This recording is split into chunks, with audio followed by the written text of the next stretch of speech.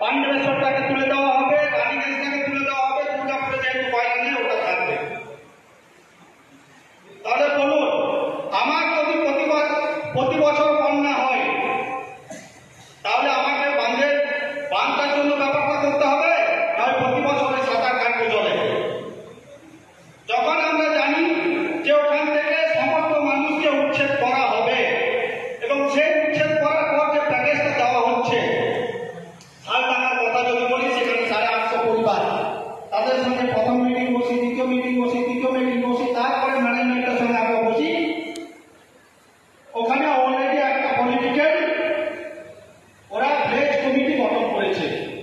যে কোনো জায়গায় যখন একটা কোম্পানি আসে এই কয়লা তোলার জন্য, সেখানে একটা ভিলেজ কমিটি গঠন করা হয় এবং সেই ভিলেজ কমিটিতে যতগুলো গ্রাম থাকে, সেই প্রতিটি গ্রাম থেকে প্রতিনিধি হিসেবে 1-2 জন যারা কথা বলতে পারে, জিনিসটা বুঝতে পারে, সেই সব লোকগুলোকে রাখা হয় এবং তাদের যে পুনর্বাসনের ব্যাপারটি, তাদের জমির দাম কত হবে, কত বিঘেতে চাকরি দেওয়া হবে, তাদের কত কাঠায় জমি দেওয়া হবে, এই সব জিনিসগুলো আলোচনা করা হয়। তাহলে এই জিনিসগুলো আমাদের জানা দরকার আছে। পশ্চিম বর্ধমানে যখন ইসিএল কয়লা তুলছে, সেখানে 6 বিঘে জমিতে একটা চাকরি দিচ্ছে। যদি বীরভূমের জরুরি সভা আমরা ডেকেছিলাম, মূলত দুটো বিষয়কে কেন্দ্র করে। একটা হচ্ছে দেউচা পাচামি আমাদের অবস্থান, আরেকটা হচ্ছে ময়ূর জঙ্গলপুর বিষয়ে। ময়ূর জঙ্গলপুর বিষয়ে খুব একটা আলোচনা হয়নি, সে বিষয়ে আমরা বলেছি, আমরা যখন কনভেনার আছেন ওনাকে আমরা দায়িত্ব দিয়েছি বিষয়টা দেখার জন্য। আর মূলত আমাদের এখানে যে আলোচনাটা হচ্ছে দেউচা পাচামি নিয়ে, আমরা এখানে আলোচনা যেটা প্রত্যাশা করেছি সেটা হচ্ছে সপক্ষে এবং বিপক্ষে আলোচনাটাই আমরা মূলত এখানে আশা করেছি। এবং শুধু সপক্ষে শুধু বলে গেলাম, ভাষণ করে গেলাম এরকম না, বা বিপক্ষে কিছু বলে গেলাম ভাষা এরকম আমরা আশা করিনি। ইউফা থেকে যেটা আশা করেছিলাম সেটা হচ্ছে যে অথেন্টিকেশন দরকার ছিল আমাদের, যে জায়গাগুলোতে যারা দিতে চাইছেন তাদের কোন কোন জমি আছে, কার কার প্লট আছে, তারা কি চাইছেন, এটা একটা সাইড। এবং বিপক্ষেও আমরা চেয়েছিলাম যে অমুক অমুক জমি আমার হরিণছিঙ্গা এলাকায় আছে, আমার অমুক জমি তালবাগের এলাকায় আছে, এবং আমার অমুক এত কাঠা আছে, 4 কাঠা আছে, 5 কাঠা আছে, আমি জমি দিতে চাইছি না। এইরকম তথ্য আমাদের কাছে উঠে আসেনি। যেটা এসেছে আমাদের ইতিহাস উঠে এসেছে সেটা হচ্ছে একটা খনি হলে কি হতে পারে, ধ্বংস হতে পারে, মানুষ বঞ্চিত হতে পারে, ঘর বাড়ি থেকে উচ্ছেদ হতে পারে, এইসব বিষয়গুলো এসেছে। কিন্তু আমরা যে বিষয়টা চাইছিলাম সেটা কিন্তু সেইভাবে আমাদের কাছে হাজির হয়নি। তাই ইউনাইটেড ফোরাম থেকে সরাসরি সিদ্ধান্ত নেওয়া আমাদের পক্ষে কঠিন হয়েছে।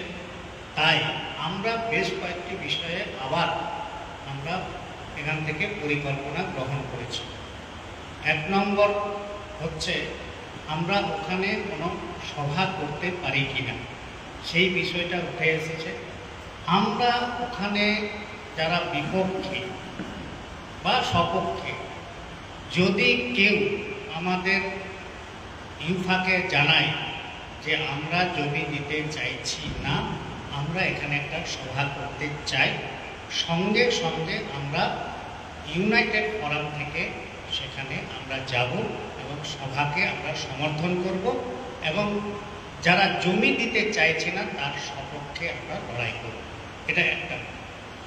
কিন্তু আমরা যেহেতু আমাদের কাছে ক্লিয়ার হয়নি, সেই জন্যে আমরা সেখানে আরও কয়েকবার ভিজিট করার কথা আমাদের উঠে এসেছে।